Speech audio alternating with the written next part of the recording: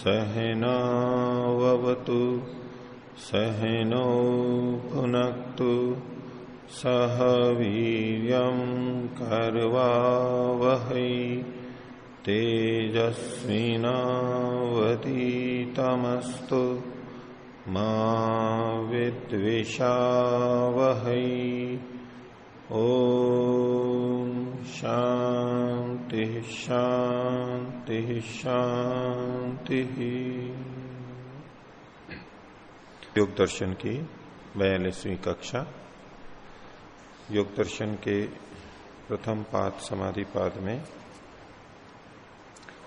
समापत्तियों के वर्णन के बाद में बताया कि ये सभी समाधियां हैं।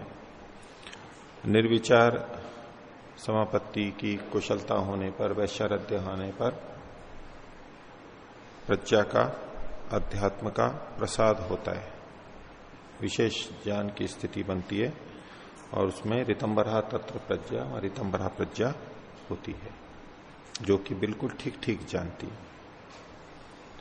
तो पिछले पाठ में से किन्हीं को कुछ पूछना है तो पूछिए।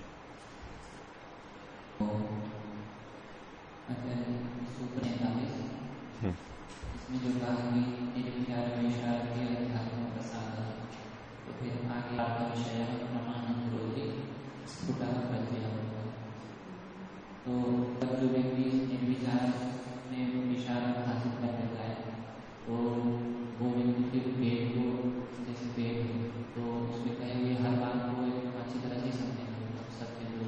आप वेद की पूछ रहे हैं, वेद का विषय अलग हो गया, वहां भी उसकी सामर्थ्य बढ़ेगी, लेकिन ये सारा प्रत्यक्ष का विषय है, ये शब्द का विषय नहीं है, शब्द प्रमाण का विषय नहीं है।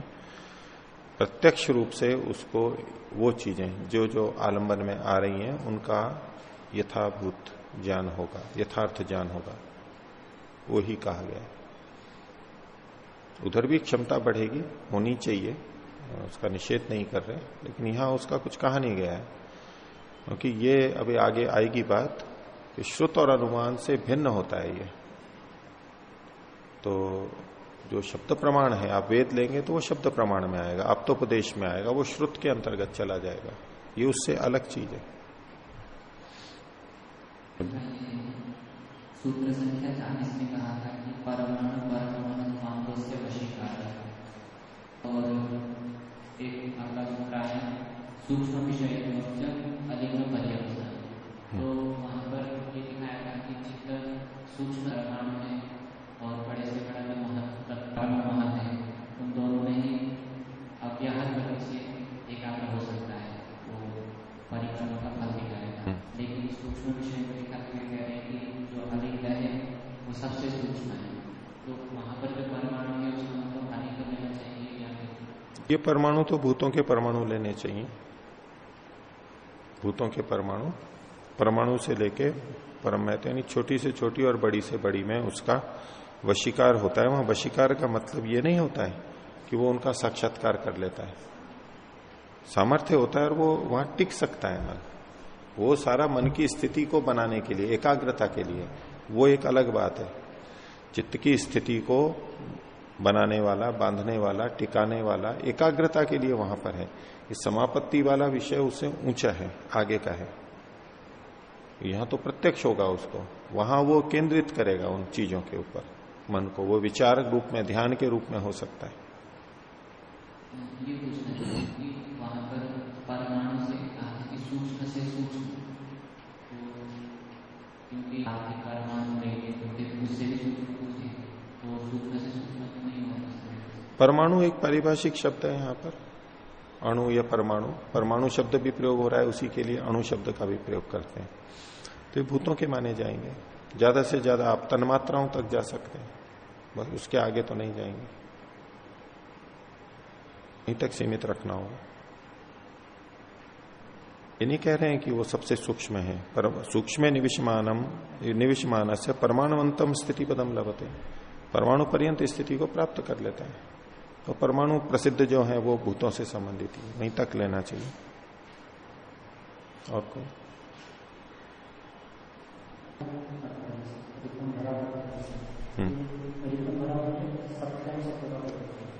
किस शब्द का? सत्य सत्य का। हाँ, दोनों शब्द एक ही हो गए, अलग अलग भी किए जाते हैं, यहां तो समान अर्थ में किए गए। मंत्र अलग है, ठीक है। ऋतंच सत्यंचा भी था, ऋत और सत्य दोनों अलग अलग वहां पर बताए गए हैं। उस रूप से जहां दोनों का उल्लेख है वहां दोनों को अलग अलग रूप से देख सकते हैं, लेकिन यहां ऋत और सत्य एक ही बात मानते हुए सपर्याय के रूप में किए गए हैं। ऋत को व्यापक रूप से देखेंगे तो उसमें सब कुछ आ ही जाएगा, सत्य को भी व्यापक रूप से देखेंगे तो उसमें सब कुछ आ जाएगा। यहां तो समान ही अर्थ लिया, ऋत का मतलब है सत्य है। हाँ, जो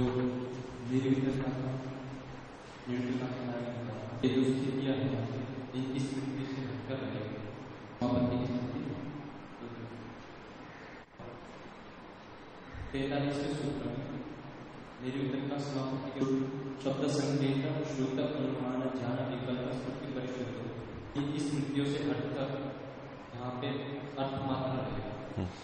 तो जो पीछे तो सभी तरह का समाप्ति है, उसका मतलब ये चीजें रहेंगी। ठीक बात है, रहेंगी वहां पर, रहेगी। हाँ, साथ में चलती रहेगी, प्रत्यक्ष भी चलता रहेगा और ये भी चलती रहेगी। पीछे रहेंगी का ये मतलब नहीं कि उसमें केवल स्मृति ही चलती रहेगी, वो तो फिर ध्यान में चला जाएगा। अगर हमने श्रुत और अनुमान का ही आधार ले रखा है, वृत्तियां चल रही हैं, वो तो फिर समाधि में आएगा ही नहीं, वो तो ध्यान में जाएगा। हम याद कर रहे हैं, विचार कर रहे हैं, उसको प्रत्यक्ष में नहीं कहेंगे, वो ध्यान में जाएगा। अब जब ये कहा जा रहा है कि श्रुत अनुमान ज्ञान से ये तो रहित है, तो वो सहित है सभी तरह का, ठीक बात है, सहित है, लेकिन उसका ये अर्थ नहीं है कि केवल श्रुत अनुमान ज्ञान ही है वहां पर। अर्थ का प्रत्यक्ष तो हो ही रहा है।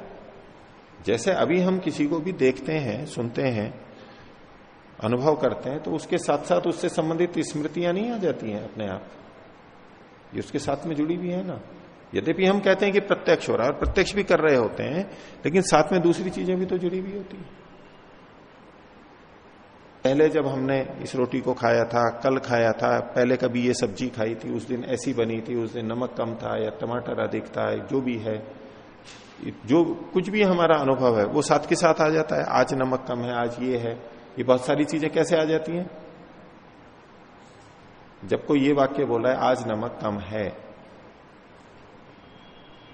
आज नमक अधिक है, इसमें यद्यपि वर्तमान के बारे में बोल रहा है, लेकिन साथ में पिछली भी तो आ गई है ना। और दिन ठीक रहता था, आज अधिक डाल दिया, वो पिछली स्मृति साथ में जुड़ी हुई है ना। और बहुत सारी चीजें जुड़ी ही रहती हैं हमारे प्रत्यक्ष के साथ में। तो सवितरका में वो जुड़ा रहेगा, निर्वितरका में वो नहीं रहेगा। स्मृति की परिशुद्धि होगी, वो केवल वस्तु का ज्ञान कर रहा है, यही तो विशेषता है इसकी। नहीं तो हमारे सामान्य प्रत्यक्ष में दूसरी चीजें, पिछली अनुभूतियां जुड़ी ही रहती हैं और वो हमारे लिए आवश्यक भी हैं।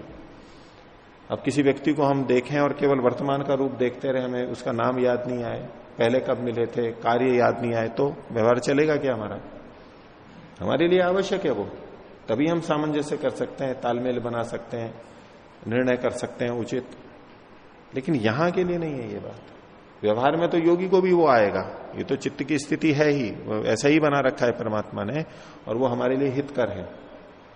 पर ये जो प्रत्यक्ष चल रहा है, आंतरिक प्रत्यक्ष, उसमें ये हो भी सकता है और नहीं भी हो सकता है। और लौकिक प्रत्यक्ष में भी, जैसे कि मैं बता ही रहा था आपको, कई बार होता ही है, वहां भी स्मृति रहित, केवल जब उसमें खो जाता है व्यक्ति, तो उससे संबंधित स्मृति हट जाती है, वह वर्तमान में ही खो जाता है केवल। यहां भी उसकी कुछ झलक हम देख सकते हैं स्थूल रूप से, सामान्य व्यवहार में भी, वहां भी ऐसा होता है।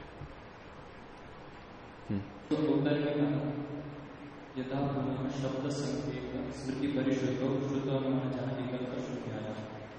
यहाँ पे जो परिशुद्ध है, यहाँ तो शब्द संकेत के साथ ही हो रहा है, तो सूत्र का भाष्य कर तीनों के साथ शब्द संकेत उन्होंने ठीक है उस ढंग से कहा, शब्द संकेत की स्मृति से परिशुद्ध है और श्रुतानुमान ज्ञान विकल्प से शून्य है।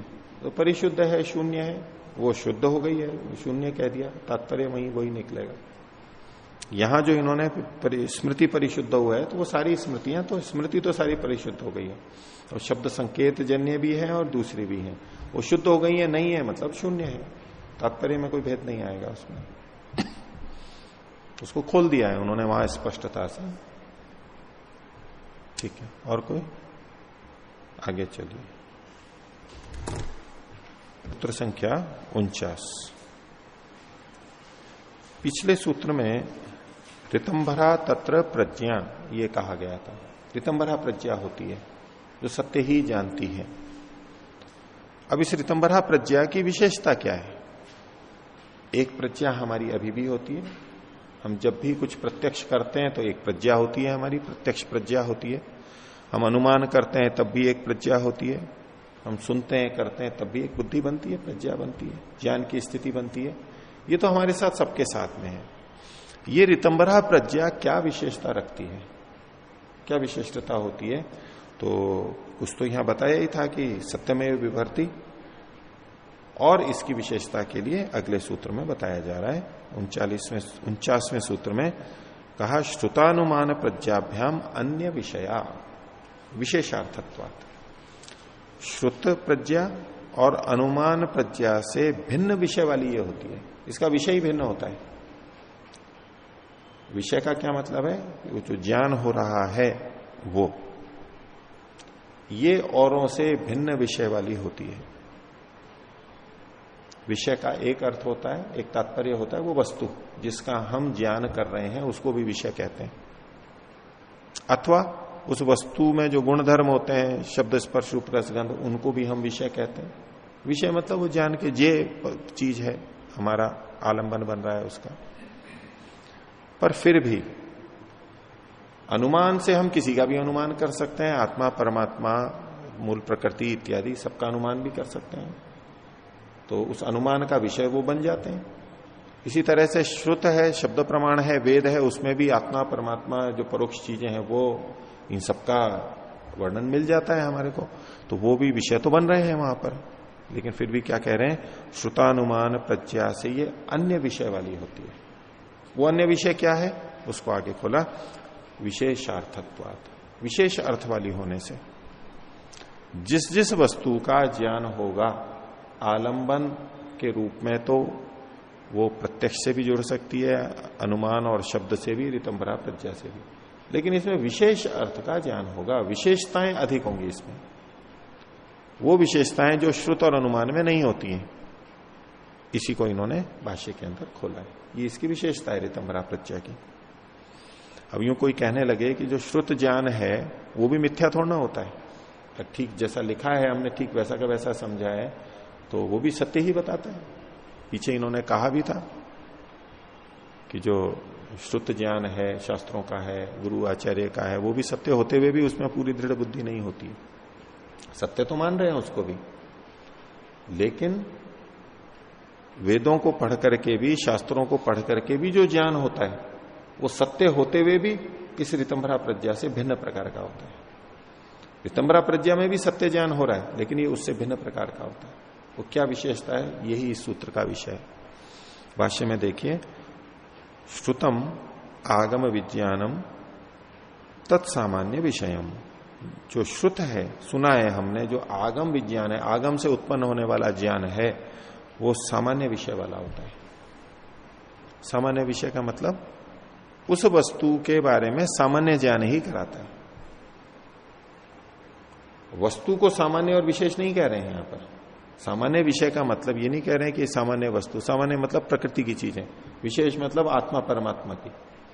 ऐसे नहीं कह रहे हैं कि श्रुत और श्रुत जो है वो आगम विज्ञान है, वो सामान्य विषय वाला है, यानी स्थूल चीजों का उसमें ज्ञान होता है, आत्मा परमात्मा जैसी विशेष विषयों का ज्ञान नहीं होता, ये तात्पर्य नहीं है यहां पर।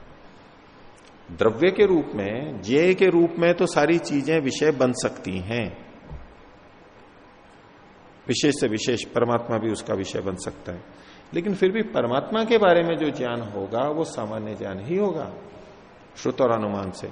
आत्मा के बारे में, अन्य परमाणु के बारे में जिसका भी ज्ञान हो रहा है शब्द से, शास्त्रों से, या हम अनुमान कर रहे हैं, उस वस्तु का ज्ञान सामान्य ही होगा, सामान्य गुणों का, धर्मों का ही ज्ञान होगा, विशेष का ज्ञान नहीं होगा। तो श्रुत आगम विज्ञानम तत्सामान्य विषयम। क्यों ऐसा है सामान्य विषय? तो न ही आगमेन शक्यो विशेषो अभिधातुम, आगम के द्वारा विशेष कहा ही नहीं जा सकता है। आगम प्रमाण के द्वारा विशेष कहा ही नहीं जा सकता है। आगम प्रमाण की निंदा नहीं है। आगम की अपनी विशेषता है, जो चीजें हम वैसे नहीं जान सकते वो आगम से जान लेते हैं। अब जिसका प्रत्यक्ष ही नहीं हो पा रहा है हमारे को, अनुमान से जान लेते हैं, तो प्रत्यक्ष न होने से तो अनुमान अच्छा है। अनुमान भी नहीं कर पा रहे हैं तो शब्द प्रमाण ने बता दिया, वेदों ने शास्त्रों ने बता दिया कि ये वस्तु ऐसी ऐसी है, तो कुछ ना होने से तो अच्छा ही है वो। और वो भी महत्वपूर्ण होता है, जो हमारे को वैसे नहीं पता लगता वो शास्त्रों से पता लग जाता है। इतने अंश में शास्त्रों वेदों की महत्ता है और वो सत्य सत्य ज्ञान है, ठीक ठीक ज्ञान है। लेकिन अब जो तुलना की जा रही है वो आंतरिक प्रत्यक्ष ऋतंभरा प्रज्ञा से समाधि में जो ज्ञान होता है और इन शब्द प्रमाण से, आगम प्रमाण से जो ज्ञान होता है, इसकी तुलना की दृष्टि से कथन नहीं है। तो ऋतंभरा प्रज्ञा से विशेष ज्ञान होता है और वो विशेष ज्ञान आगम प्रमाण से हो ही नहीं सकता। इसको हम सामान्य रूप से समझ सकते हैं कि किसी फल के बारे में, किसी वस्तु के बारे में, किसी रत्न के बारे में हमारे को कोई कितना भी बताता रहे, कितना ही विस्तार से बताता रहे, तो हमें कितना ज्ञान होगा उसका? उसकी एक सीमा रहेगी। कोई बोल के बता रहा है तरह तरह से, वो ऐसा है, वो वस्तु ऐसी है, या वो स्थान ऐसा है, ऐसा है, और जिस समय हम वहां स्वयं जाएंगे, उस स्थान को देखेंगे, तब जो ज्ञान होगा, उन दोनों ज्ञानों में कौन सा ज्ञान विशेष होगा? जो हम प्रत्यक्ष करेंगे, उसी बारे में केवल बताया था किसी ने, और उसी में हम जब अब प्रत्यक्ष कर रहे हैं, तो जो प्रत्यक्ष होता है वहां विशेष ज्ञान होता है, और शब्द प्रमाण से होगा तो सामान्य ज्ञान होगा। क्योंकि पेड़ के पत्ते कैसे होते हैं? हरे होते हैं। अब हरे मतलब कैसे, क्या चित्र आएगा मन में? बोले हरे का हरा ही आएगा। वे हरा तो बहुत तरह का होता है। अब कोई कह देगा गहरा हरा, कोई कह देगा हल्का हरा, बोले थोड़ा पीला पीला सा लिए वे हरा, थोड़ा ललाई लिए वे हरा। अब पत्ते अलग अलग तरह के होते हैं, थोड़ा सफेदी लिए हुए, थोड़ा फीका फीका सा हरा। अब इतना भी कह देंगे तो भी क्या चित्र आएगा हमारे मन में? और वो प्रत्यक्ष सामने पत्ता आ गया हमारे, ये हरा, एकदम पता है कि ये हरा है। तो ये विशेषता कहने से कभी नहीं आएगी, आगम से, शब्द से कभी नहीं आएगी, किसी भी वस्तु के बारे में। बस उसकी तरफ ये संकेत है। न ही आगमे न शक्यो विशेषो अभिधातुम, आगम से तो कुछ विशेष कहा ही नहीं जा सकता। अब इसको लेकर के ये नहीं कहना है कि वे शास्त्रों में है वहां कुछ विशेष पता ही नहीं लगता है। नहीं, विशेष तो पता लगता है, वो सापेक्ष रूप से है। हम जो सामान्य प्रत्यक्ष करते हैं, हम जो सामान्य अनुमान करते हैं, उसकी अपेक्षा तो शब्द प्रमाण से विशेष होता है। जैसे अभी अब योग के बारे में हम पढ़ ही रहे हैं, अब इन समाधियों के बारे में वो तो जब प्रत्यक्ष होगा तो होगा, लेकिन वैसे तो हमें पता नहीं लगता है। अब ये शब्द से ही तो कर रहे हैं, सूत्र है, भाष्य है, ये आगम प्रमाण ही तो है, लेकिन इससे हमें कुछ विशेष ज्ञान हो रहा है ना, हमें अनुभूति होती है ना कि भाई कुछ विशेष बात बताई जा रही है जो हमको वैसे नहीं पता थी। अब इस दृष्टि से तो विशेष है। वहां ये नहीं कहना है कि भाई ठीक है शब्द प्रमाण में तो कुछ विशेष होता ही नहीं है, इसलिए शब्द प्रमाण की आवश्यकता ही नहीं है। न उपदेश बीज प्ररोह मलिन चेतसी, न उपदेश बीज प्ररोह अजवत, और न तज्जस्यापि तद्रूपता पंकजवत, न तद्रूपता, न मलिन चेतसी उपदेश बीज प्ररोह अजवत।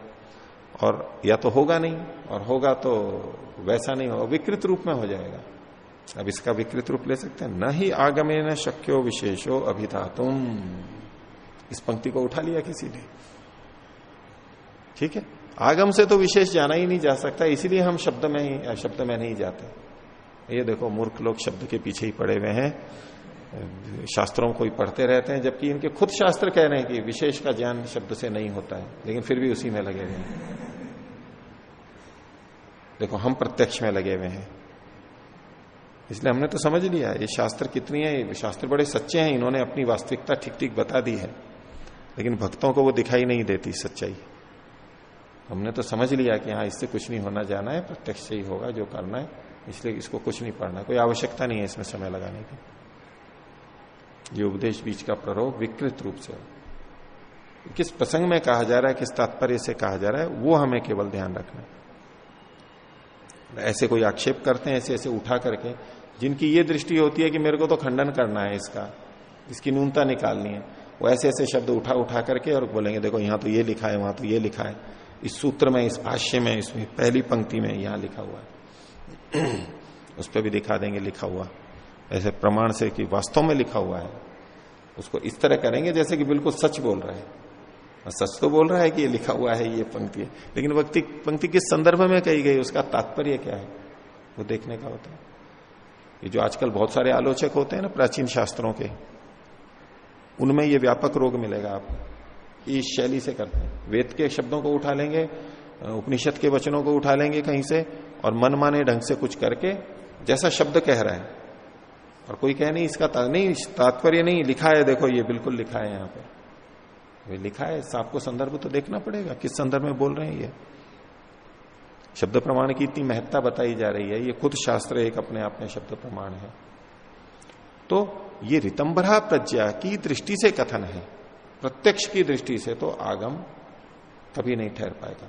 उसी वस्तु का प्रत्यक्ष भी हो रहा है और उसी वस्तु का आगम से भी ज्ञान हो रहा है, तो वहां आगम कभी नहीं ठहरेगा, प्रत्यक्ष ही उसको करेगा।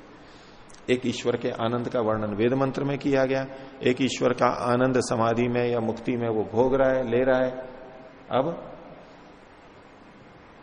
क्या आवश्यकता है उसको इन प्रमाणों की आवश्यकता है क्या? भाई ये प्रमाण भी मान लो वेद मंत्र भी ईश्वर के दिए हुए हैं, ये परोक्ष रूप से हमारे पास शब्दों के माध्यम से आ रहे हैं, और वो सीधा ईश्वर का साक्षात्कार कर रहा है, तो दोनों में से कौन बड़ा? भक्त कहेंगे नहीं, वेद से बढ़कर के तो कुछ नहीं हो सकता, वेद तो ईश्वर का दिया हुआ ज्ञान है, और ये जो ईश्वर का साक्षात कर रहा है ये तो ये कर रहा है, इसका अनुभव है, ये तो आत्मा का अनुभव है, ये वेद के ज्ञान से बढ़ के कैसे हो सकता है? नहीं, भक्ति होती है ना वेद के प्रति, अधिक श्रद्धा भक्ति होती है, इस रूप में कोई कह सकता है। वहां ये क्यों नहीं देख लेते हैं कि वेद का ज्ञान भी ईश्वर ने दिया और ये प्रत्यक्ष भी ईश्वर ही करवा रहा है, वहां शब्द के माध्यम से दिया या साक्षात्कार कर रहा है, साक्षात अनुभव करा रहा है, तो वो मुख्य होगा या नहीं? और यदि कोई यूं तर्क रखे कि ये वेद का ज्ञान है, ये तो ईश्वर का दिया हुआ है और वो प्रत्यक्ष तो व्यक्ति कर रहा है, तो वेद को भी तो आप ही पढ़ रहे हैं। वेद को कौन पढ़ रहा है? परमात्मा पढ़ रहा है क्या? अभी दिया हुआ परमात्मा का है, लेकिन अगर जैसे समाधि में कह रहे हैं भी ईश्वर का आनंद दिया हुआ है, ले तो आत्मा रहा है, तो बोले यहां वेद को भी तो आप ही ले रहे हो, परमात्मा ने तो भले ही दिया है लेकिन लेने वाले तो आप ही हो, उसमें तो कमी हो सकती है। वो तो दोनों ही परमात्मा के दिए हुए हैं और लेने वाले दोनों आत्माएं हैं, किसको अधिक मुख्य मानेंगे? प्रत्यक्ष को मुख्य मानेंगे। इस संदर्भ में ये देखा जाता है। के लिए एक श्लोक भी आता है, वैसे पीछे का प्रचलित है, गीता का है या और किसी का, कि जिस प्रकार से समुद्र को या तालाब को पाकर के व्यक्ति छोटे छोटे पोखरों के पे रुचि नहीं रखता है, नदियों में नहीं, उसको सागर मिल गया, अब उसको इनमें क्या है, ऐसे ही उस परमात्मा को प्राप्त करके उसको वेदों की तरफ, शास्त्रों की तरफ उसको कोई प्रयोजन नहीं रहता, वो सीधा ज्ञान के भंडार परमात्मा से जुड़ गया है। यथा सर्वे नद्यः, इस भाव वाला एक श्लोक है। तो उसके बाद में इस शास्त्रों का, वेद का, उसके लिए कोई महत्व ही नहीं रखता, वो तो ईश्वर से साक्षात ज्ञान प्राप्त कर रहा है, उसको इसकी आवश्यकता ही नहीं है उस स्थिति के लिए। वो बहुत ऊंची स्थिति, हमारे लिए तो यही मुख्य है। तो इसलिए कहा नहीं आगमे न शक्यो विशेषो अभिधातुम, आगम के द्वारा विशेष बताया ही नहीं जा सकता। अकस्मात क्यों नहीं बताया जा सकता? तो उसके लिए कारण बता रहे हैं, न ही विशेषेण कृत संकेत शब्दा हेतु, जो शब्द है वो विशेष से संकेत किया हुआ होता ही नहीं है। संकेत दिशा दिखाने वाला, तो विशेष के द्वारा, विशेष के साथ में जिसका संकेत किया गया हो, उससे जुड़ा हुआ हो, ऐसा होता ही नहीं है शब्द कभी। शब्द के साथ वो विशेषता होती ही नहीं है। हमने कहा कि ये पत्ता कैसा है, तो हरा, पत्ता था, पत्ते को खोलना था, उसकी जगह हमने कह दिया हरा। हरा भी एक शब्द है, क्या उस हरे शब्द में भी हरापन है? वो हरापन विशेषता लिए हुए है क्या? बोले कैसे पता लगा? लो शब्द से पता लग गया विशेष। कोई शब्द क्या है? शब्द में कोई रंग है क्या? बोले ज्यादा से ज्यादा यूं कर लेंगे कि उस शब्द को हरे को लिखेंगे ना तो हरी शाही से लिख देंगे, ठीक है। पीला लिखेंगे तो पीले शाही से लिख देंगे। भी चलो वो भी लिख दिया, तो भी जिस हरे को कह रहे हो ये बिल्कुल वैसा ही है क्या? पत्ते की बात थी, उसको हरा कह रहे हैं, और वो पत्ता कैसा हरा है? पत्ते के हरे के साथ साथ उसमें रेशे भी होते हैं, वो नसें भी होती हैं, डालियां भी, पत्ते पत्ते पीले पीले, वो उसका अलग अलग तरह, ऊपर का भी अलग हरा, नीचे का अलग हरा, उसमें भी अंतर होता है। एक चमक वाला होता है, बिना चमक वाला होता है। कहां तक करेंगे आप? कर ही नहीं सकते।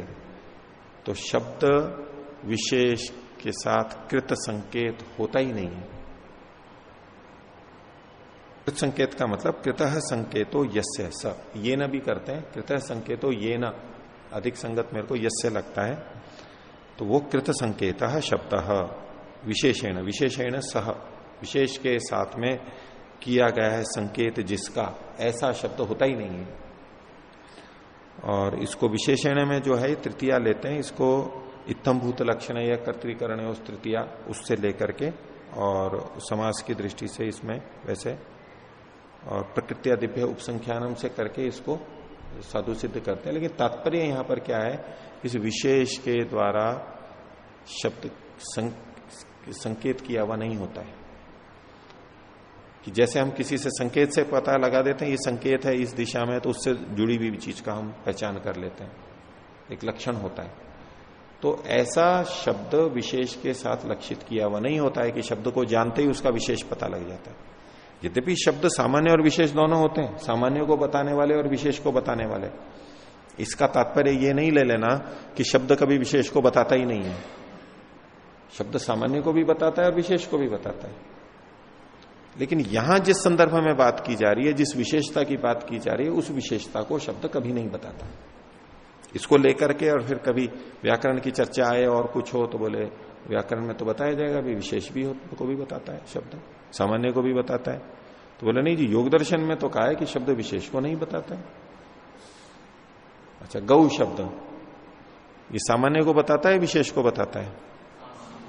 सामान्य को बताता है, सामान्य को भी और विशेष को भी। जादू है इसमें, है? ये कह रहे हैं सामान्य भी और विशेष भी, तो आपने सामान्य क्यों बोल दिया? अगर दुनिया भर की गायों की दृष्टि से देखा जाए तो ये गौ शब्द सामान्य है। इसको भी गो कह सकते हैं, उसको भी कह सकते हैं, वो चाहे पीली है चाहे काली है, जो भी रंग रूप है, छोटी है बड़ी है, जैसा भी है, किसी भी प्रजाति की हो, गौ ये सामान्य शब्द हुआ सबके लिए। अच्छा, प्राणी शब्द, प्राणी शब्द सामान्य विशेष है? सामान्य, मनुष्य के लिए भी आएगा, गाय के लिए भी आएगा, घोड़े गधे पेड़ पौधे सबके लिए आएगा प्राणी। प्राणी शब्द भी सामान्य है। अब प्राणी की अपेक्षा विशेष कितने तरह के प्राणी होते हैं? तो कहेंगे भाई मनुष्य भी एक प्राणी है, गौ भी एक प्राणी है, कुत्ता भी एक प्राणी है। अब प्राणी शब्द तो सामान्य है, अब ये गौ और मनुष्य बोले जा रहे हैं, ये कैसे शब्द बन गए? विशेष। प्राणी की दृष्टि से, प्राणी की अपेक्षा से ये विशेष हो गए। लेकिन अपने अपने वर्ग में देखेंगे तो मनुष्यों में देखेंगे तो मनुष्य सामान्य का होगा। अब उसमें मनुष्य में विशेष हो सकता है, हम स्त्री कह सकते हैं, पुरुष कह सकते हैं, बच्चा कह सकते हैं, वृद्ध कह सकते हैं, अलग अलग प्रजातियां बोल सकते हैं, मंगोली जाति है या ये जाति है, प्रजाति जो है, कुछ भी कर सकते हैं, वहां विशेष है। अच्छा, प्राणी शब्द को हमने सामान्य माना, ठीक है। अब प्राणी शब्द सामान्य है, विशेष है। अब हम कहें वस्तु, द्रव्य, ये द्रव्य शब्द सामान्य है या विशेष है? सामान्य है। तो द्रव्य जड़ भी होते हैं, अप्राणी रूप भी होते हैं, प्राणी रूप भी होते हैं। तो जब द्रव्य कहेंगे सामान्य, जड़ चेतन दोनों, यानी प्राणी या प्राणी, तो द्रव्य शब्द सामान्य हो गया और प्राणी शब्द क्या हो गया उसकी अपेक्षा से? विशेष हो गया। तो यहां तात्पर्य किस संदर्भ में दिया जा रहा है? ये नहीं कह रहे कि शब्द से कुछ विशेषता बताई नहीं जा सकती, खूब बताई जा सकती है। भाई ये रोटी है, कच्ची है, अब ये कच्ची बता करके क्या विशेषता ही तो बताई। ये बड़ी है, ये मोटी है, ये पक्की भी है, ये जल गई है, ये मक्की की है, ये गेहूं की है, कितनी विशेषताएं हम बता सकते हैं। लेकिन वो विशेषता बताते हुए भी वो सामान्य विशेषता ही बताई जा रही है। विशेष विशेषता नहीं बताई जा सकती शब्द से, कितना ही बता दो, कितना ही बता दो। प्रत्यक्ष से जो विशेषता पता लगती है उतनी विशेषता शब्द के माध्यम से कभी नहीं बताई जा सकती, कितना ही बता ले कोई। एक वस्तु के बारे में पूरा शास्त्र लिख दे तो भी वो विशेषता नहीं बता सकता पूरी, जो हमारे को प्रत्यक्ष से पता लगती है। उस संदर्भ में ये है, न ही विशेषेण कृत संकेत शब्द ही होता ही नहीं है, विशेष से कृत संकेत ही नहीं होता है उसका, विशेष को बताता ही नहीं है। इसलिए ये जो ऋतंबरा प्रज्ञा है ये विशेष अर्थ वाली होती है, श्रुत और अनुमान से, श्रुत से अन्य विषय वाली होती है। अन्य विषय मतलब विशेषता की दृष्टि से। अब अनुमान के लिए कहते हैं तथा अनुमानम सामान्य विषयम एवं, और अनुमान तो सामान्य विषय वाला होता ही है, कितना ही अनुमान कर लो होगा तो सामान्य ही हो। इसी तरह विशेषताओं से रहित सामान्य रूप से। अब वो कुछ विशेषताएं तो बता देगा। अब धुएं को देख के अग्नि का अनुमान हुआ तो ये अग्नि का ज्ञान सामान्य है विशेष है? सामान्य ज्ञान हुआ। क्या सामान्य ज्ञान हुआ? अग्नि सामान्य का ज्ञान हुआ। ये सब पता नहीं लगता है, कितनी बड़ी है, कितनी रंग वाली है, कैसी है, वो सब नहीं, बस आग है इतना एक सामान्य पता लगा।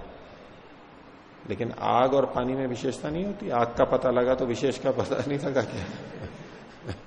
वही पत्थर तो नहीं कहा, आग कहा तो पत्थर हट गया, दुनिया की सारी चीजें हट गई, हाथी घोड़े हट गए, और पानी हट गया, सब हट गया, अग्नि ही तो रही, ये विशेष है या नहीं? अब उस दृष्टि से तो अनुमान भी विशेष को बताने वाला है, पर जिस चीज के बारे में बता रहा है अन्यों की अपेक्षा से भिन्नता तो बताएगा ही, वो विशेषता तो बताएगा ही इतने में, लेकिन उस वस्तु की विशेषता वो नहीं बता सकता जो प्रत्यक्ष से होती है। दोनों जगह यही बताना है। इसके ये तात्पर्य नहीं लेने हैं हमेशा कि सामान्य मतलब तो बिल्कुल सामान्य। आप बिल्कुल सामान्य लेंगे तो क्या है वो बिल्कुल सामान्य?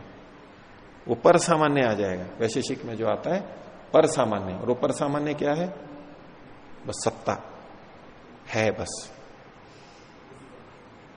है, बस इतना ही।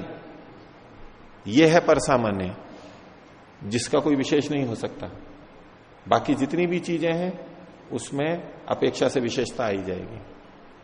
जो बीच वाले सामान्य हैं वो अपेक्षा से विशेष भी बनते रहेंगे, और जो विशेष हैं वो सामान्य भी बनते रहेंगे। पर सामान्य तो सत्ता है, सत्ता मात्र है। ईश्वर भी की भी सत है, जीव भी सत है, प्रकृति भी सत है। अभी सतरूप में कोई भेद नहीं है इनमें, ये सामान्य है, इसमें कोई विशेषता नहीं कह सकते आप। ईश्वर की सत्ता, जीव की सत्ता और प्रकृति की सत्ता में क्या विशेषता है? सत्ता मात्र में, अस्तित्व मात्र में कोई विशेषता नहीं है। बाकी फिर हम भेद करेंगे कि भाई ये चेतन है, ये जड़ है, ये एकदेशी है, ये सर्वव्यापक है। तो शब्द से सामान्य का ज्ञान होगा, अनुमान से सामान्य का ज्ञान होगा। वहां हमारे को तात्पर्य पृष्ठभूमि समझ में आनी चाहिए, नहीं तो कोई भी आपको उसी समय तर्क कह देगा आप जिसको सामान्य कह रहे हो ये तो विशेष है, वो दूसरी दृष्टि से कहने लगेगा। तो प्रत्यक्ष की अपेक्षा से सामान्य है। तथा अनुमानम सामान्य विषय में कैसे? तो उसका उदाहरण दे रहे हैं, यत्र प्राप्ति तत्र गतिर। जहां प्राप्ति होती है वहां पर गति होती है। पहले प्राप्त नहीं थी, अभी प्राप्त हुई है तो गति होकर के ही तो आई है। हमने श्वास लिया है, श्वास प्राप्त हो गया हमारे को, भोजन प्राप्त हो गया, तो उसमें गति हुई है तभी तो आया है हमारे पास में। या पहुंच है, प्राप्ति मतलब पहुंच है एक देश से दूसरे देश में, जो अनुमान के संदर्भ में किया जाता है। यत्र प्राप्ति तत्र गतिर, और यत्र अप्राप्ति तत्र न गतिर इत्युक्तम। जहां प्राप्ति नहीं है वहां गति भी नहीं है। वो वाली गति, दूसरी गति हो सकती है। और कोई वस्तु हमारे पास प्राप्त नहीं हुई, उसके आधार पे हम कहें कि इसमें हमारे को प्राप्ति नहीं हुई है, इसका मतलब उसमें गति ही नहीं है। ये हमारे को प्राप्त नहीं हुई, दूसरे को तो प्राप्त हो गई। वो अपने संदर्भ में नहीं, कहीं भी प्राप्त हो रही है वो स्थानांतर में, देशांतर में, तो वो गति वाली मानी जाएगी। कहीं भी प्राप्त हो रही है। आगे अनुमाने च सामान्य न उपसंहार है, और अनुमान के द्वारा जब उपसंहार किया जाता है, निर्णय निश्चय किया जाता है, वो सामान्य रूप से ही किया जाता है। यहां पूर्ण विराम ले लीजिए। तस्मात् श्रुतानुमान विषयो न विशेष कश्चित अस्ति। श्रुत और अनुमान का जो विषय है उसमें कुछ विशेष नहीं है, वो सामान्य ही ज्ञान होता है। और बात बता रहे हैं, एक तो ये भेद बता दिया विशेषार्थता क्या है। ऋतंबरा प्रज्ञा की समाधि जन्य ज्ञान की क्या विशेषता है, क्योंकि कोई कह सकता है बोले आपने समाधि में मान लो प्रकृति का साक्षात्कार किया, हमने पढ़ रखा है ये तो शास्त्रों में, आप भी तो वही बोल रहे हो, ये क्या भिन्नता है? आप बोल रहे हो, बोले उन्हें तो पढ़ रखा है वो तो सारा। बोले मैं उस स्थान को घूम करके आया हूं, उस किले को, और सारा बता रहा है। बोले ठीक है, आप वही बोल रहे हो जो किताब में लिखा था, समान ही है। क्या विशेषता, आपको क्या विशेषता पता लग गई? वही तो बोल रहे हो आप जो यहां लिखा हुआ है। ये कुछ भिन्न बताएगा वो जिसने लिखा है उस किले के बारे में, वो भी तो देख करके आया और उसने लिखा है। बोले जैसा वहां है वैसा ही आपका है, आपका क्या विशेष हो गया? कह सकते हैं वो विशेषता तो उसके अनुभव में है। बोले आप मेरे शब्दों को सुन के जो जान रहे हो, मैं जो देख के आया हूं उसको आप मेरे शब्दों से कभी नहीं जान सकते। और जिसका लिखा हुआ आप पढ़ के जानना कह रहे हो, उस जो लिखने वाला है अगर उसने प्रत्यक्ष किया है, उस जैसा कभी भी नहीं जान सकते हो। तो भिन्नता तो है। मेरे शब्दों को सुन के जो आप जान रहे हो और आप कहो कि हाँ जो आप जानते हो वो मैंने जान लिया है आपके शब्दों से, और भिन्नता फिर भी रहेगी। तो एक तो ये विशेष वाली बात हुई। अब दूसरी बात कहते हैं, न च अस्य सूक्ष्म व्यवहित विप्रकृष्टस्य वस्तुनो लोक प्रत्यक्षेण ग्रहणमस्ति। इसका, इन वस्तुओं का, किन वस्तुओं का? सूक्ष्म वस्तुओं का, जो कि बाह्य हम नहीं जान सकते, वो सूक्ष्म वस्तु है। दूसरा है व्यवहित। व्यवहित का मतलब है ढकी हुई, छिपी हुई, दीवार के पीछे, दूसरी तरफ, हमारे पीछे, कपड़े के पीछे, ऐसी, इसको व्यवहित कहते हैं, छुपी हुई, ढकी हुई, बीच में कोई बाधा हो। और विप्रकृष्ट, विप्रकृष्ट का मतलब है दूर है, छिपी हुई नहीं है लेकिन दूर है बहुत ज्यादा। तो सूक्ष्म व्यवहित और विप्रकृष्ट से वस्तुनः, इन वस्तुओं का लोक प्रत्यक्षेण ग्रहणमस्ति, इनका ग्रहण यानी ज्ञान लोक प्रत्यक्ष से होता ही नहीं है। पीछे शब्द और अनुमान के बारे में बताया, अब प्रत्यक्ष को लेकर के कह रहे हैं ये ऋतंभरा प्रज्ञा में जो ज्ञान हो रहा है ये भी प्रत्यक्ष ही है। ये पूरा पक्का मन देख लेना कि ये है, होगा प्रत्यक्ष ही, समझ में आए ना आए कितना, लेकिन ये प्रत्यक्ष है, ये तो पक्का है। समाधि वाला ध्यान को, चिंतन को कभी भी समाधि नहीं कहना है, वो प्रत्यक्ष है ही नहीं होगा। तो जो लौकिक प्रत्यक्ष है और उसमें इसमें क्या भिन्नता है? तो ये जो लोक प्रत्यक्ष होता है उसमें सूक्ष्म व्यवहित और विप्रकृष्ट वस्तुओं का ग्रहण ही नहीं होता है, जाना ही नहीं जाता है। दीवार के पीछे हम नहीं जान सकते, लोक प्रत्यक्ष में इन सामान्य इंद्रियों से, आंखों से हम नहीं जान सकते। आगे, न च अस्य विशेषस्य अप्रमाणकस्य अभावो अस्ति। ये जो विशेष है, एक तो वो विशेषताएं जो ऋतंभरा प्रज्ञा में, समापत्ति में होती है, दूसरा ये सूक्ष्म व्यवहित और विप्रकृष्ट चीजें हैं उनका, इन विशेषों का अप्रमाणकस्य, जिनका हम लौकिक प्रत्यक्ष से ज्ञान नहीं कर सकते, लौकिक कोई प्रमाण हमारे को नहीं मिल रहा है, ऐसे उस अप्रमाण का। अप्रमाण का मतलब नितांत प्रमाण का भाव नहीं है, ये भी संदर्भ से ही देखना होगा। लौकिक जो प्रत्यक्ष हम सामान्यतया करते हैं, प्रमाण से जानते हैं, वो उस प्रमाण से हम नहीं जान पा रहे हैं उसको। तो विशेषस्य अप्रमाणकस्य अभावो अस्ति, न अभावो अस्ति, इसका अभाव तो हम कह नहीं सकते। हम कहें कि हमारे को लौकिक प्रत्यक्ष नहीं हो रहा है इसलिए इसका अभाव है, ये बड़ा कथन माना जाएगा, साहस माना, दुस्साहस है ये इस तरह का बोल देना कि चूंकि मेरे को दिखाई नहीं दे रहा है, मेरे को जना ही नहीं दे रहा है, इसलिए वो है ही नहीं। तो हमारी सीमा है। तो न च अस्य विशेषस्य, जो ये विशेष है, जो कि अप्रमाण कस्य है, जो वैसे हमारे को कोई प्रमाण नहीं मिल रहा है, अभाव अस्ति, ये मत कह दो कि उसका अभाव है। भाव तो है उसका, वस्तुएं तो है सारी, शब्द बोल रहा है, शास्त्र बोल रहे हैं, वस्तुएं तो। अभावो अस्ति इति समाधि प्रज्ञा निर्ग्राह्य एवं स विशेषो भवति, ये समाधि प्रज्ञा के द्वारा ग्राह्य होता है वो विशेष। शास्त्र में लिखा है कुछ अनुभव, कुछ बातें, और हम कहें कि भाई हमारे को तो दिख ही नहीं रहा है, हमारे को तो पता ही नहीं लग रहा है, तो ये समाधि प्रज्ञा ग्राह्य है, ये सामान्य लौकिक प्रत्यक्ष से ग्राह्य नहीं है। तो इसलिए कहा समाधि प्रज्ञा निर्ग्राह्य, समाधि की प्रज्ञा से ये निश्चेष रूप से गृहित होता है, सब विशेषो भवति, ये विशेष है। और वो विशेष कैसा? भूत सूक्ष्म गतो वा पुरुष गतो वा, सूक्ष्म भूतों में स्थित, तन्मात्राओं से संबंधित या उससे पीछे के भी सारी चीजें जो वर्णन की गई, उन सब का, इनका लौकिक प्रत्यक्ष नहीं हो सकता, सामान्य प्रत्यक्ष नहीं हो सकता। और पुरुषगतो वा, पुरुष में स्थित जो विशेषताएं उसको भी हम समाधि प्रज्ञा के बिना नहीं जान सकते, सामान्य रूप से जान सकते। तो चूंकि समाधि प्रज्ञा नहीं है इसलिए ये वस्तुएं भी नहीं है, ऐसा नहीं कहना है, वर्णन मिल रहा है, वो समाधि प्रज्ञा से गृहित होती है, वहीं हमें उसका पता लगेगा। तो भूत सूक्ष्म गतो वा पुरुष गतो वा, और ये भूत सूक्ष्मगत पुरुषगत ये समाधि प्रज्ञा का प्रत्यक्ष है। आगे तस्मात, इस कारण से सूत्र को उद्धृत कर रहे हैं, श्रुतानुमान प्रज्ञाभ्याम अन्य विषया सा विशेषार्थत्वादिति, सा प्रज्ञा विशेषार्थत्व। तो श्रुत और अनुमान प्रज्ञा से ये भिन्न विषय वाली है। कौन? सा प्रज्ञा, वो प्रज्ञा ऋतंभरा प्रज्ञा, हेतु वही है विशेषार्थत्वादिति। इसलिए हमने ये कहा है, ये सूत्र इसलिए बनाया, उसकी तुलना लौकिक प्रत्यक्ष से कभी नहीं हो सकती, बिल्कुल अलग चीज है, बिल्कुल अलग परिदृश्य है। जैसे कि सामान्य आंखों से हम कुछ देखते हैं और फिर दूरबीन से देखने लग जाएं, उससे एकदम सारी चीजें अलग ढंग से दिखने लगती हैं। तो हम कल्पना भी नहीं कर सकते कि दूरबीन से कैसा देख सकता है, अगर किसी ने दूरबीन नहीं देखी है तो उससे बिल्कुल अलग तरह। ऐसे ही सूक्ष्मदर्शी यंत्र से हमें वो पट्टी स्लाइड बिल्कुल सामान्य लग रही है, कुछ भी नहीं दिख रहा है, बस केवल रंग दिख रहा है थोड़ा, और सूक्ष्मदर्शी यंत्र में देखा माइक्रोस्कोप में तो एक एक कोशिका नजर आ रही है, उसमें अलग अलग उसके घटक नजर आ रहे हैं। ये कैसे? वो पानी की बूंद जिसमें हमें कोई कीड़ा नजर नहीं आ रहा है, एकदम सामान्य है, और सूक्ष्मदर्शी यंत्र में देखेंगे तो उसमें सैकड़ों हजारों सूक्ष्म जीव घूमते हुए नजर आ रहे हैं, गति कर रहे हैं।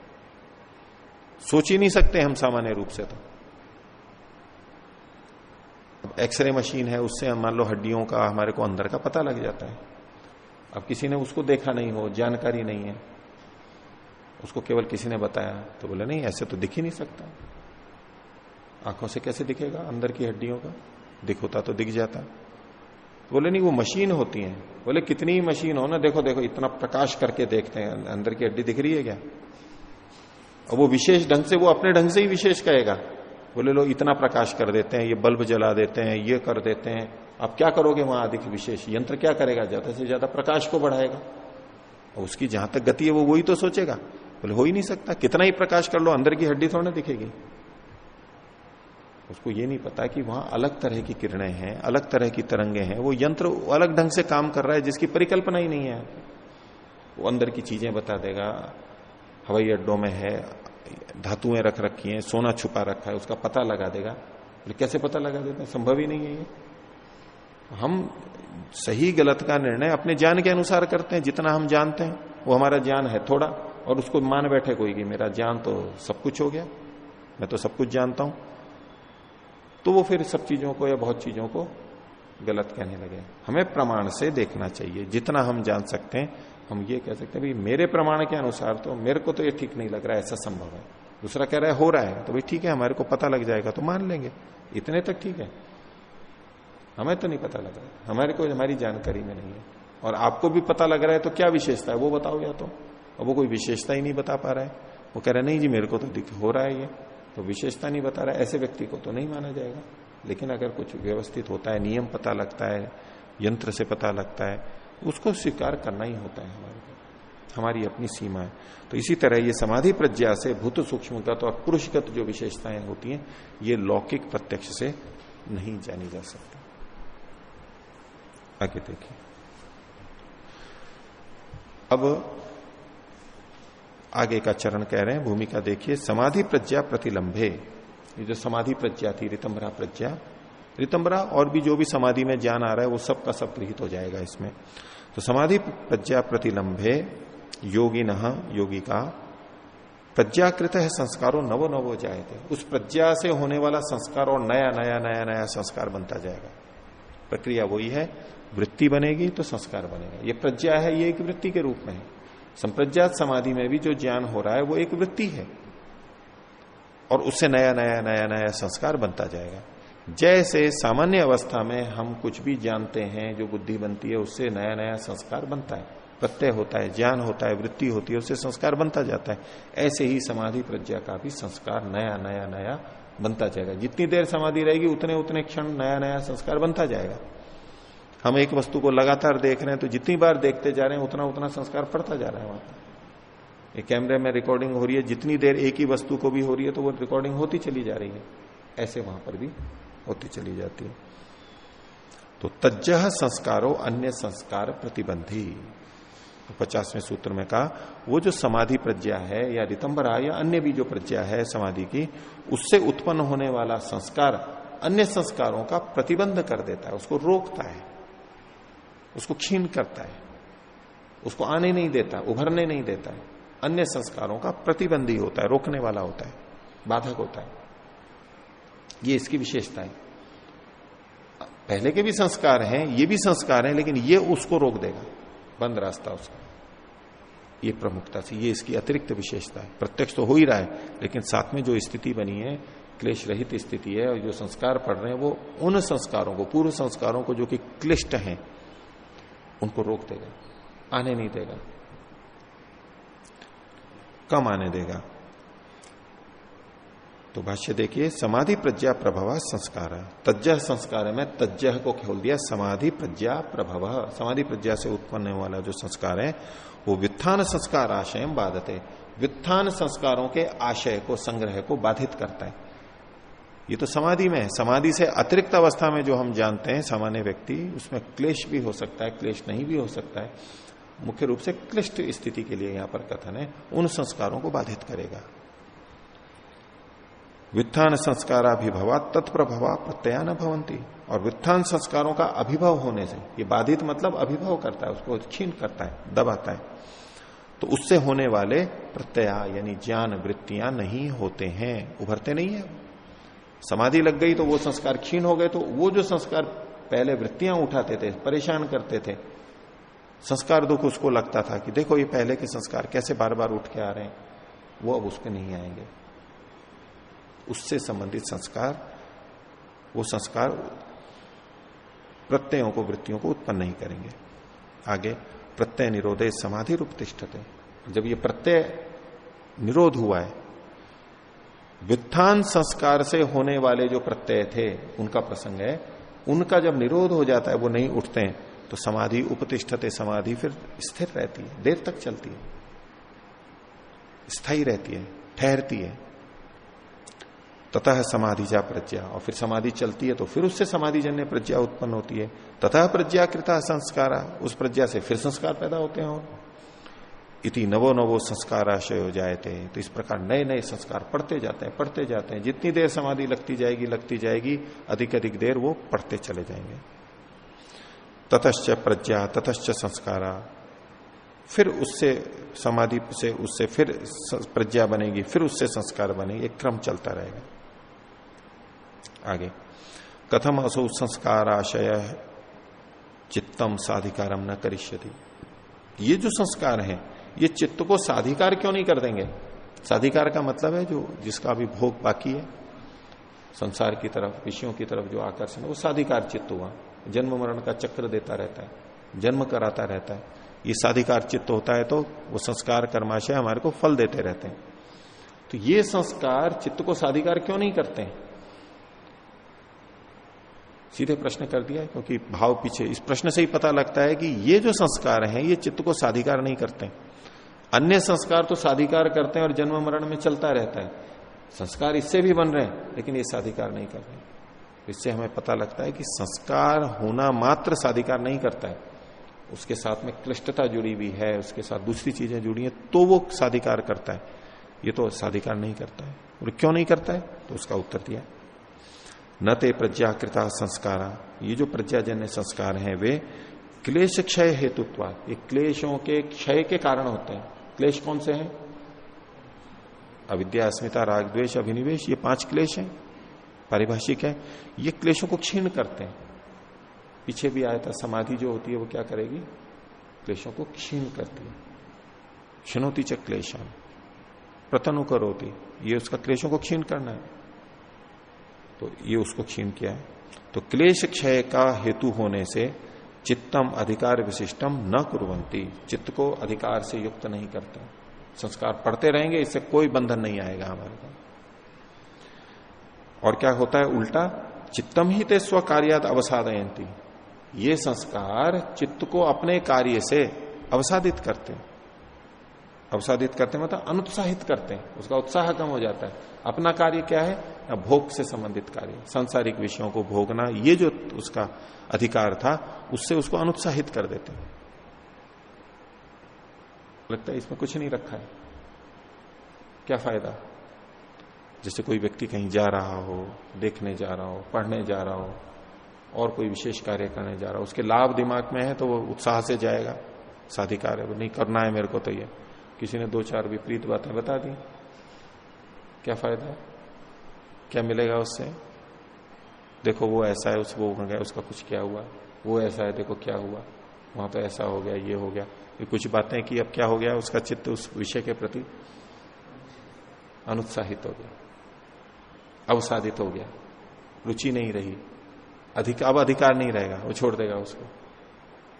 तो ये जो संस्कार हैं ये चित्त को साधिकार नहीं बनाते बल्कि अधिकार से अवसादित कर देते हैं, अनुत्साहित कर देते हैं। और आगे कहा ख्याति पर्यवसानम ही चित्त चेष्टितम। ये जो चित्त की चेष्टा चल रही है ना, क्रियाएं चल रही हैं, ये कब तक है? ख्याति पर्यवसानम, ख्याति मिली और निरुद्ध हो जाएगा। ख्याति मतलब विवेक ख्याति। अब विवेक ख्याति की भी सबसे ऊंची अवस्था अविप्लवा विवेक ख्याति, तो विप्लव नहीं होती है, डिगती नहीं है, स्थिर है, अंतिम स्थिति। शुरू में थोड़ी विवेक ख्याति है, थोड़ा थोड़ा क्रियाएं कम हो जाएंगी, चित्त के की चेष्टाएं कम हो जाएंगी, और जैसे जैसे ये बढ़ता जाएगा अविप्लव विवेक ख्याति आ जाएगी, तो चित्त की चेष्टा नहीं होगी, वृत्ति नहीं होगी। चित्त की चेष्टा वृत्ति नहीं होगी तो क्या हो जाएगा? निरुद्ध अवस्था आ जाएगी। ये प्रक्रिया बताइए। लेकिन यदि अधिकार बना हुआ है, विवेक ख्याति नहीं है, तो वो चीजें आकर्षित करेंगी, उनके बारे में वो सोचेगा, सांसारिक विषयों के बारे में। वृत्ति निरोध नहीं होगा, चित्त की गतिशीलता बनी रहेगी, और जितना ज्यादा है उतनी अधिक चंचल बनी रहेगी, वो स्थिर ही नहीं होगा किसी चीज में। और जिसकी कम है वो कभी चंचल भी हो जाएगा, कभी स्थिर भी हो जाएगा, आवश्यक कार्यों में एकाग्र भी हो जाएगा, कभी चंचल भी हो जाएगा। तो ख्याति पर्यवसानम ही चित्त चेष्टितम इति। चित्त की चेष्टा तो ख्याति पर्यंत ही होती है, विवेक ख्याति, उसके बाद तो वो निरुद्ध ही हो जाएगा, अपने आप ही हो जाएगा निरुद्ध, प्रयोजन पूरा होगा। आगे कहा किंचास्य भवति, इसका से क्या होता है? ये सारी स्थिति है तो उससे क्या होता है, और आगे क्या होता है उसका? इस योगी को क्या होता है? ऋतंबरा प्रज्ञा के ये जो संस्कार पड़ गए इनका क्या होगा? भाई ये चित्त को अवसादित नहीं करते हैं, ये चित्त को भोग कार्यों से अवसादित कर देते हैं, लेकिन संस्कार हैं ये, दूसरे संस्कारों को अवसादित किया। अब इनका क्या होगा? इनकी क्या स्थिति बनेगी?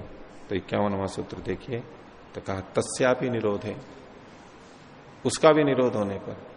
किसका? ये जो पीछे प्रज्ञा के जो संस्कार है, सर्वनिरोधात्, सबका निर्बोध हो देने पर निर्बीज समाधि, निर्बीज समाधि होती है। पीछे कहा था ना, सालंबन समाधि, सभी समाधि संप्रज्ञात वाली, और या संप्रज्ञात वाली निर्बीज समाधि। तब निर्बीज समाधि आ जाती है। जो प्रज्ञा प्राप्त हुई थी, ऋतंभरा प्रज्ञा, उससे संबंधित जो संस्कार थे, उनका भी जब निरोध हो जाता है, उत्थान संस्कारों को तो संप्रज्ञात में ही निरोध कर दिया था, अब साथ में ये जो है निरोध किया मतलब रोक दिया था तनु, अभी पूरे दग्धबीज नहीं हुए थे, रुक गए थे, क्षीण हुए थे, अवसादित थे।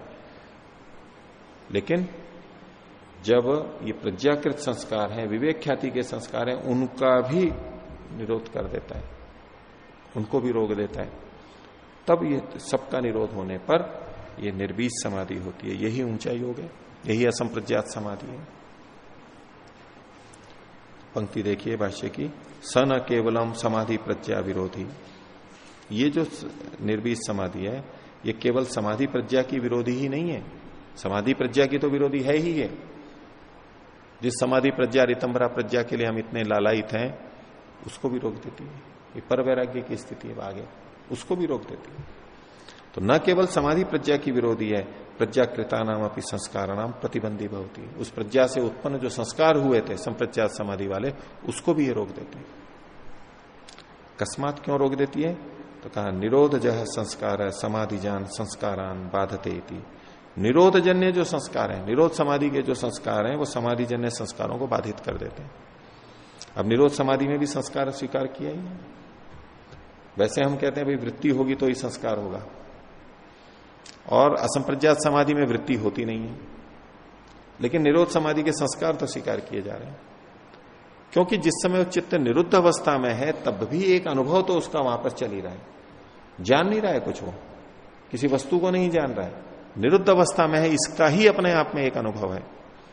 उससे संबंधित संस्कार तो, निरुद्ध अवस्था का संस्कार तो फिर भी पड़ ही रहा है वहां पर, और वो समाधिजन्य संस्कारों को बाधित कर देता है। तो आज का विषय इतना ही रखते हैं, बाकी आगे देखते हैं। प्रणाम।